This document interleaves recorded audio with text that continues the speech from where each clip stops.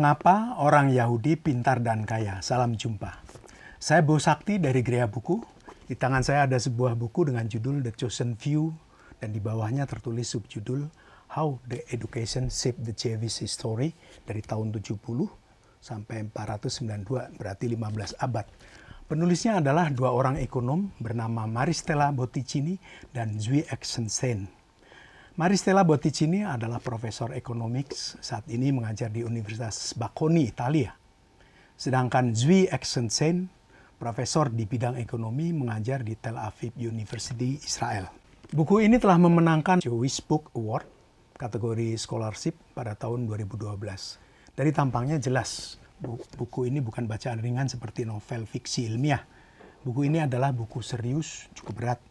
Jumlah halaman termasuk daftar indeks dan daftar isi ada 322. Saya sudah membaca 2 kali. Pertama kali membaca belum ngeh, tapi yang kedua saya sudah mengerti mengenai buku ini. Karena buku ini begitu bagus, maka saya sharingkan kepada Anda, book lover. Semoga dengan membaca buku ini bisa merubah pandangan Anda dan membawa perspektif baru bagi Anda tentang orang-orang Yahudi atau masyarakat Yahudi. Buku ini penting bagi Anda dan saya dan juga nantinya bagi masyarakat Indonesia. Sebagaimana diketahui ada beberapa stereotip atau anggapan miring tentang orang atau bangsa Yahudi yang dianggap benar selama berabad-abad di berbagai negara. Baik itu di negara-negara Eropa Barat, Eropa Timur, Timur Tengah maupun Amerika dan juga negara kita Indonesia. Anggapan miring tersebut misalnya satu, bahwa orang Yahudi itu cerdas atau memiliki otak yang encer. Karena dari mulanya Allah memang telah menciptakan bangsa ini cerdas. Karena mereka merupakan bangsa pilihan Allah. Nah kalau begini jelas, Allah yang model begini jelas Allah yang tidak adil, bukan? Jika Anda melihat daftar pemenang hadiah Nobel dari berbagai disiplin ilmu, 30% adalah orang Yahudi atau memiliki darah Yahudi. Jadi bangsa ini memang bangsa yang cerdas. Tapi tidak karena Allah menciptakan bangsa ini dengan cerdas. Ada pendapat yang mengatakan bahwa orang Yahudi menjadi kaya di setiap mereka bertempat tinggal karena pelit dan licik. Ketika mereka menjadi ahli di bidang-bidang tertentu, karena pada bidang-bidang lainnya dibatasi. Telah menjadi pengetahuan umum bahwa orang-orang Yahudi ahli di bidang keuangan, garmen, real estate, farmasi, kemudian industri, money lending, dan sebagainya. Keempat, orang Yahudi dikatakan ahli di dalam bisnis karena memang lobi dan suap. Ya, itu pendapat miring selama berabad-abad yang dianggap benar sampai ini. Itulah mengapa bangsa Yahudi di setiap negara dibenci karena kesuksesannya. Nah, stereotip atau anggapan miring ini yang selama berabad-abad dianggap benar itu dibantah oleh Maristella Botticini dan Zvi Exenstein melalui hasil penelitiannya. Mereka menganalisa data-data mengenai orang-orang Yahudi yang hidup di tanah Kanaan Israel sekarang dan yang hidup secara diaspora di negara-negara Timur Tengah, Asia Kecil, Afrika, khususnya Mesir dan Eropa Barat. Mulai dari tahun 70 sampai dengan 1492, jadi menggunakan data hampir 15 abad. Mereka menyimpulkan bahwa justru pendidikanlah yang menjadikan bangsa Yahudi menjadi seperti sekarang ini. Jadi bukan karena otak mereka encer karena diciptakan oleh Allah atau licik dan kemudian dibatasi dan karena lobi dan suap. Kedua penulis buku ini mengetengahkan argumen bahwa orang-orang Yahudi secara persentase bisa menduduki ranking teratas di dunia bisnis, farmasi, hukum, dan sebagainya, termasuk keuangan, karena mereka merechanneling atau menempatkan kembali pencarian tradisi Yahudi yang tadinya rabbinik dari tradisi rabbinik dan talmudik, dari hal-hal yang suci atau sakral menjadi ke arah yang lebih duniawi. Yang tadinya lebih mengutamakan religiusitas menjadi ke arah yang lebih dunia tanpa meninggalkan yang sakral. Dari sinilah pencarian masyarakat Yahudi ke arah ilmu pengetahuan mulai berkembang. Dari sejarah kita mengetahui bahwa pada sekitar tahun 70-an, bangsa Yahudi tidak ada bedanya dengan bangsa-bangsa lain di sekitar Israel. Mereka hidup dari agraria, miskin, dan yang membedakannya dari bangsa-bangsa lain adalah bahasa dan cara berpakaian mereka, karena mereka menganut Yudaisme atau agama Yahudi.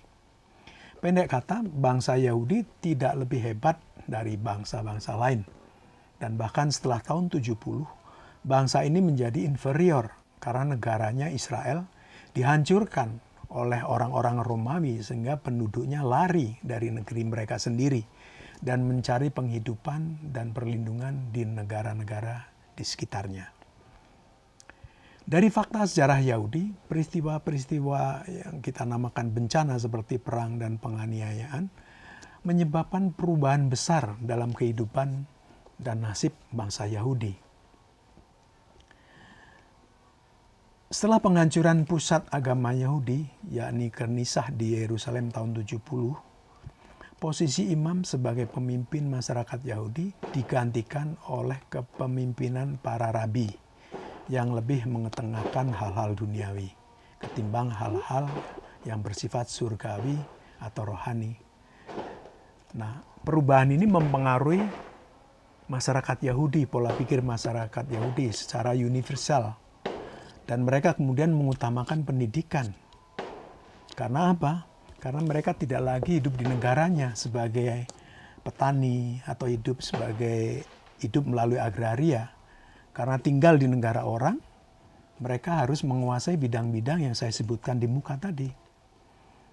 Dan itu bisa mereka dapat dari pendidikan.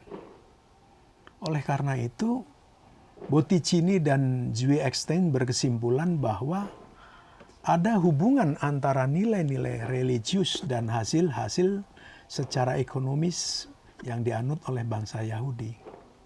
Selain itu diketemukan fakta bahwa orang-orang Yahudi adalah tergolong bangsa yang self-selected, menyeleksi diri sendiri.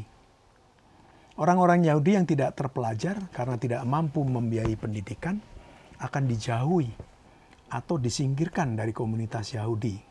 Dalam hal ini hubungan bermasyarakat atau hubungan perkawinan. Sehingga orang-orang Yahudi yang tidak terpelajar dan tidak mampu membiayai pendidikan akan disingkirkan. Dan kemudian mereka karena disingkirkan, kemudian mereka berpindah dari agama Yahudi ke agama-agama lain seperti agama Kristen misalnya, yang tidak terlalu ketat dari sisi aturannya. Sebagai kesimpulan, pertama, orang-orang Yahudi secara genetik tidak lebih unggul dari bangsa lain. Mereka bukan bangsa pilihan Tuhan, itu yang pertama. Jadi pendidikanlah yang membuat orang Yahudi pandai. Orang-orang Yahudi selama 14 abad membentuk diri mereka dari bangsa yang inferior menjadi sebuah bangsa yang unggul karena mereka dipaksa oleh keadaan karena harus meninggalkan tanah kelahiran mereka, terutama lantaran perang dan penjajahan bangsa asing. Sehingga mereka hidup secara diaspora di negara-negara sekitarnya dan pada akhirnya menjadi bangsa yang tangguh. B. Setelah zaman imam berpindah ke zaman rabbinik, pendidikan lebih diutamakan dan hasilnya tingkat literasi bangsa Yahudi atau masyarakat Yahudi setiap negara lebih unggul daripada negara yang mereka tempati. Karena mereka tidak lagi hidup dari agraria, mereka harus belajar.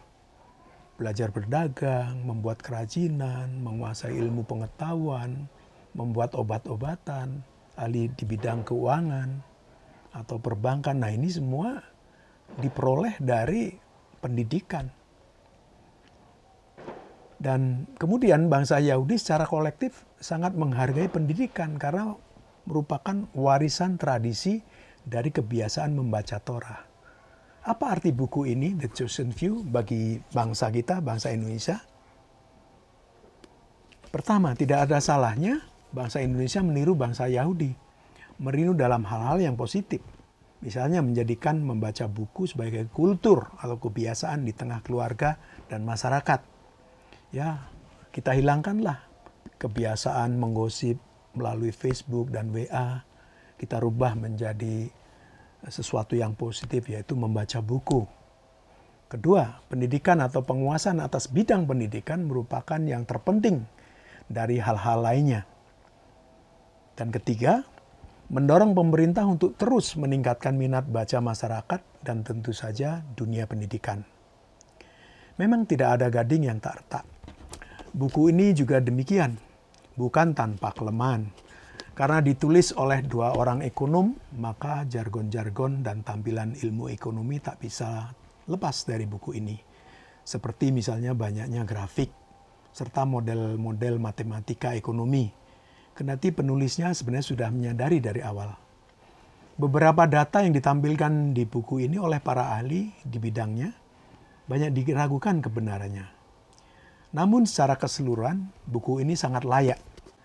Sangat layak untuk dibaca oleh para pemangku kepentingan di Indonesia, yaitu para eksekutif pemerintah, anggota DPR, dan perguruan tinggi dalam konteks sebagai referensi untuk meningkatkan mutu pendidikan di Indonesia dan minat membaca buku. Semoga buku ini berguna bagi Anda, book lover. Saya Bo Sakti dari Gria Buku. Sampai jumpa.